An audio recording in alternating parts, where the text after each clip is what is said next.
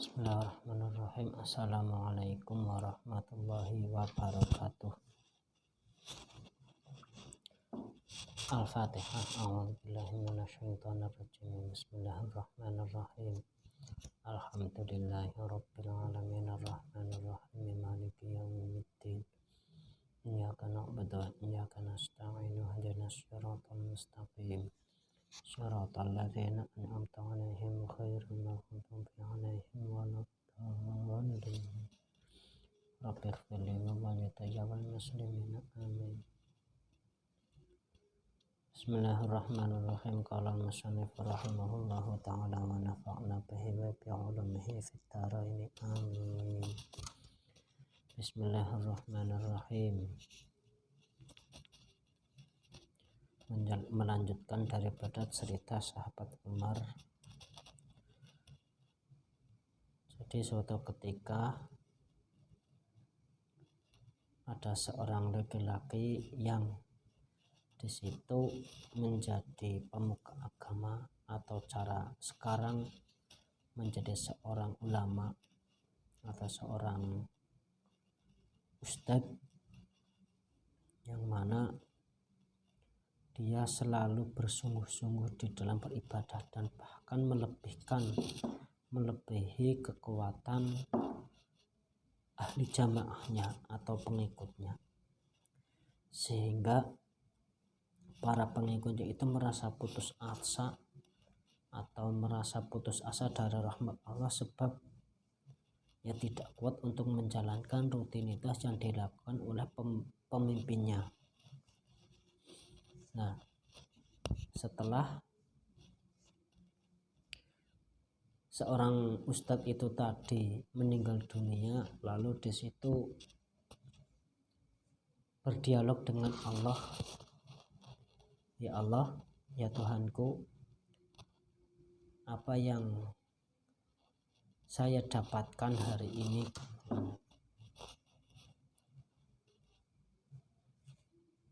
apa yang saya dapatkan bagiku dari Anda.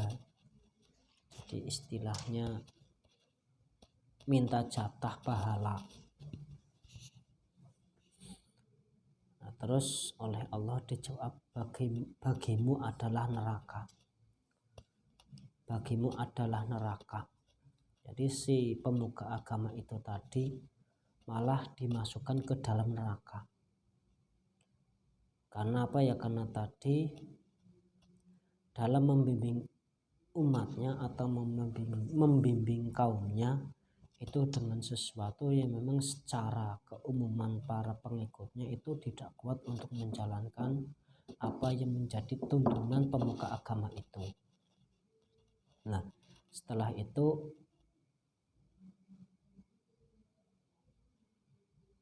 si pemuka agama itu tadi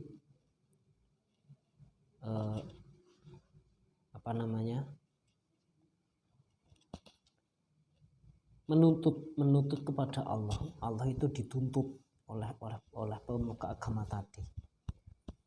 Ya Rabbi, duh pangeran ingsun. Faqala mangko nuli matur sapa rajul, ya Rabbi, duh pangeran ingsun, fa aina moko iku ing dalem ndi ana endi ibadati utawi ibadah ingsun, wajtihati lan nemen-nemen ingsun. Faqala mangko nuli dawuh sapa Allah, innaka teman satuhuna sira iku tuknitu megutaken sapa sira annasa ing manusa min rahmati saking rahmat ingsun fid dunya ing dalam dunya. Fa ana mangko utawi ingsun iku uknituka megutaken ingsun ing sira al yauma ing dalam saiki min rahmati saking kawelasan ingsun. Nah, setelah itu orang pemuka agama tadi, seorang ustadz itu tadi menuntut kepada Allah, ya Allah, bagaimana tentang ibadahku dan bersungguh-sungguhku dalam beribadah.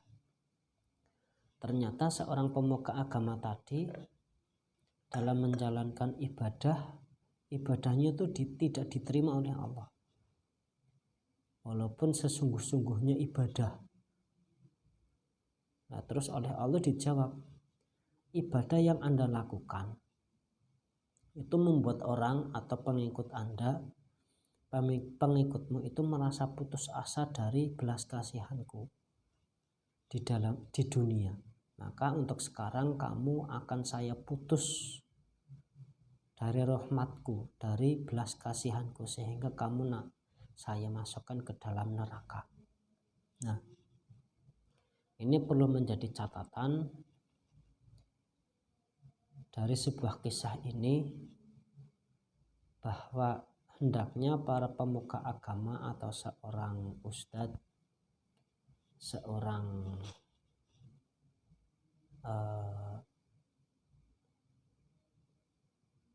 pemuka agama, dalam hal ini ustadz ataupun seorang kiai ataupun seorang ulama,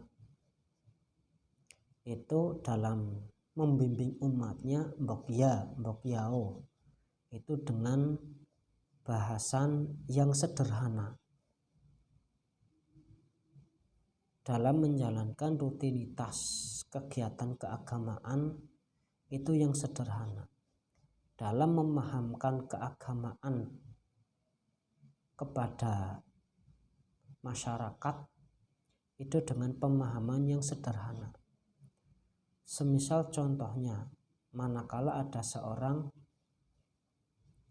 yang meminta sebuah jawaban dari pertanyaan,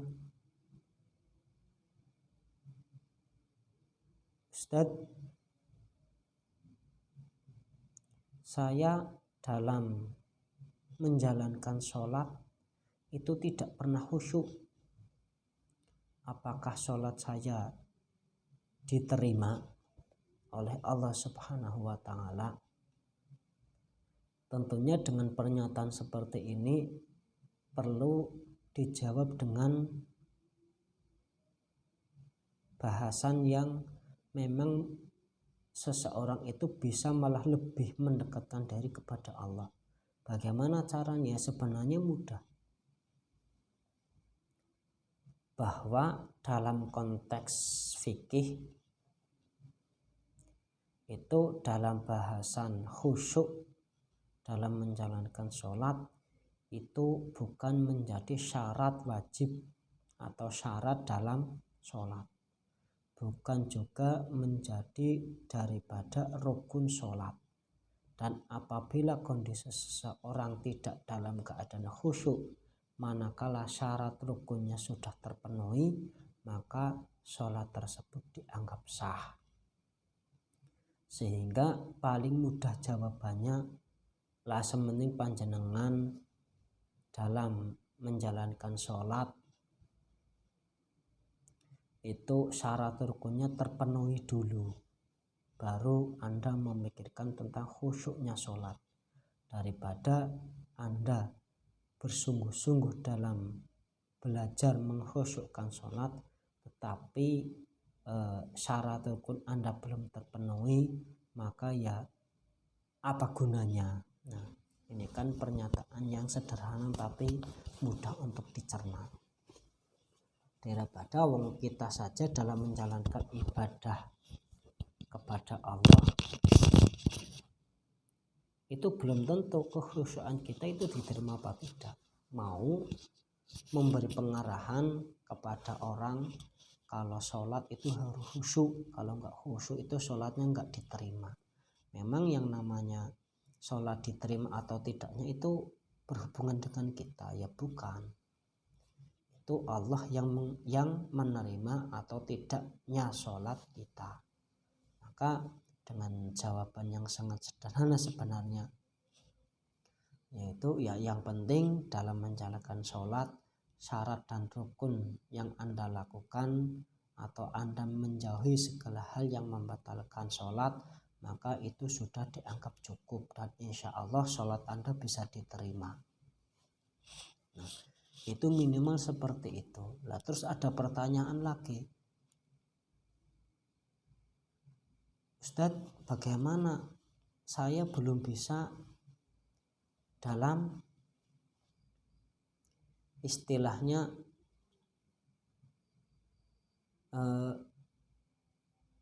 membaca Al-Quran, membaca Fatihah. Ya tentunya dalam hal ini Andalah yang harus memberi pengajaran atau menghafalkan tentang bacaan Al-Fatihah khususnya untuk sholat. Kalau memang tetap tidak bisa karena ini orang yang masih awam sekali, ya Anda tuntun. Ayo sholat bersama saya, ikuti bacaan sholat saya. Nah, itu seperti itu. Nah, terus ya karena dalam kondisi masyarakat itu majemuk, tidak semuanya bisa membaca Al-Quran dan juga tidak semuanya hafal tentang Al-Quran. Yang penting bahasan-bahasan yang sederhana ini perlu dicermati, perlu diamalkan untuk pemahaman bagi kaum-kaum atau orang-orang yang memang masih minim dalam urusan keagamaan. Para pemirsa yang berdampingnya dirahmati oleh Allah. Jadi yang namanya seorang ustadz itu harus menyederhanakan pemahaman kepada masyarakat yang sebenarnya urusan ini urusan yang memang sulit untuk dipahamkan. Dalam artian ketika kita belajar tentang bahasan ini, bahasan suatu permasalahan itu sulit untuk kita cerna, atau mungkin ketika diucapkan, difatwakan kepada seseorang, orang tersebut malah akan menjauhi dari tuntunan agama. Nah, ini malah berbahaya. Alangkah lebih baiknya dalam menjalankan sebuah misi dakwah itu yang mudah-mudah.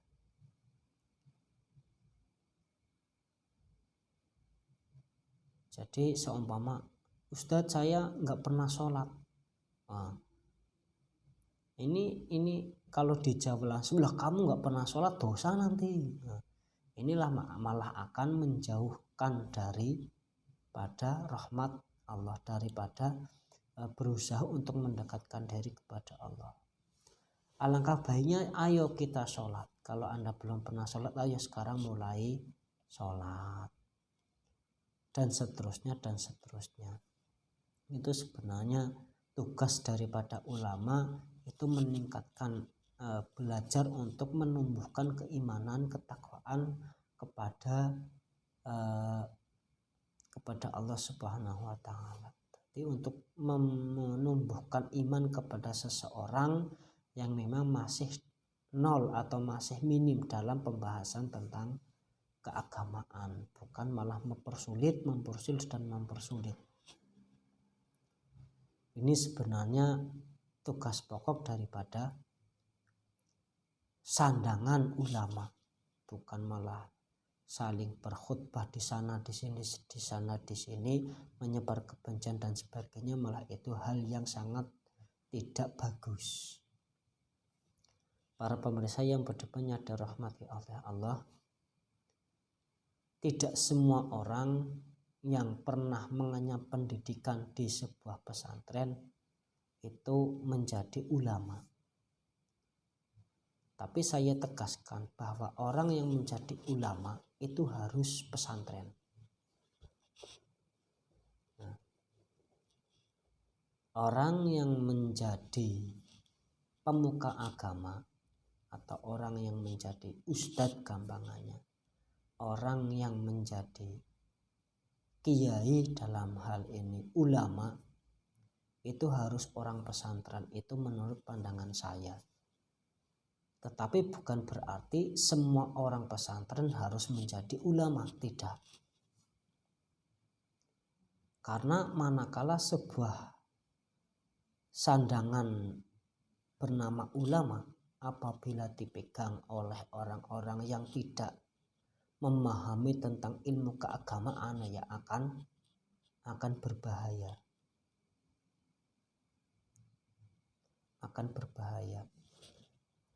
Karena apabila seorang bodoh itu memberi fatwa kepada orang lain dan fatwanya itu tidak sesuai dengan aturan, maka akan sesat dan menyesatkan. Nah,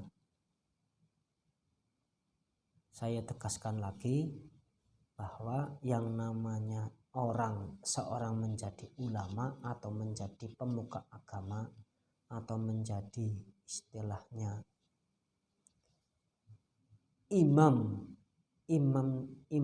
orang muslim itu harus dari kalangan pesantren. Tetapi tidak semua orang pesantren itu harus jadi ulama, harus jadi kiai.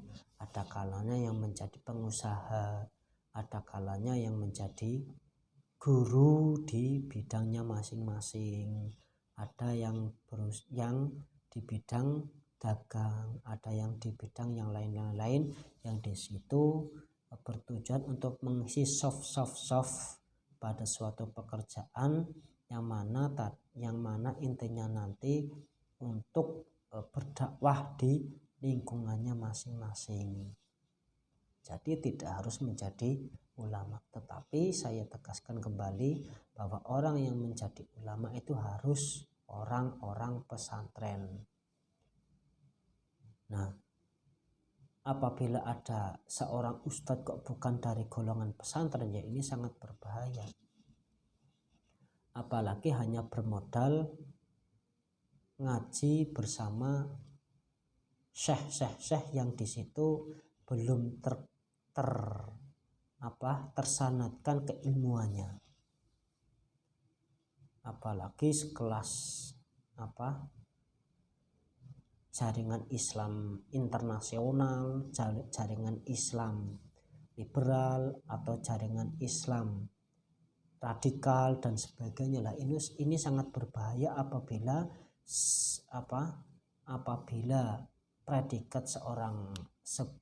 predikat pangkat ulama itu dipegang oleh mereka. Maka bagi para pencari Tuhan, bagi para pencari Tuhan, sebenarnya Tuhan itu tidak perlu dicari, hanya kita saja yang terlalu jauh meninggalkan Tuhan. Nah, bagi para pencari kebenaran atau pencari ketenangan jiwa dalam beragama, maka carilah guru-guru atau ustadz-ustadz yang memang di situ sudah terkenal kewibawaannya. Ya minimal ketika ada di sebuah daerah atau sebuah desa, ya seorang ulama atau seseorang yang pernah belajar dan mengajarkan alif, ba, ta dan seterusnya kepada anak-anak kalian. Itulah ulama sejati yang tidak pernah mengharap pamrih apapun dan tidak pernah meminta hal sedikit pun dari ketenaran. Para pemirsa yang budiman yang dirahmati oleh Allah, maka dari itu perlu hati-hati dalam memilih seorang guru. Tidak sembarangan orang bisa menjadi guru.